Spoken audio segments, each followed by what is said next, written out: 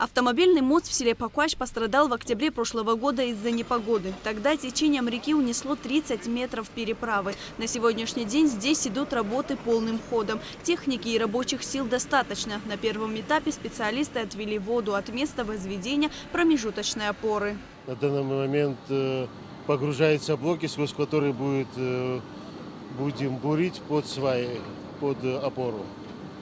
С какими проблемами вы сталкиваетесь? Ну, как раз в данный момент погода, высокий уровень воды постоянно приходится учитывать.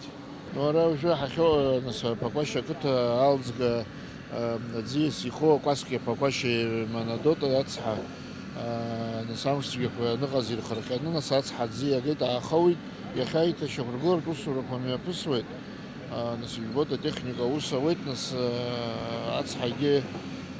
Амшку ерната регирнас дара яджу ишур галам с границей так зна усу по харкша хапра хак гугут ари дара ката зхана игусигу инхонас орчал айцом насвахин бит орчалом бит ката химия хутворома нас и маншало. Автомобильный мост в селе Покващ был построен в конце 90-х годов. Это самый удобный и короткий путь в Творчал, которым пользуются сельчане, чтобы попасть на Творчалский рынок. Если в объезд на дорогу уходит 1,5 часа, то через мост можно добраться до места гораздо быстрее. Каждый житель села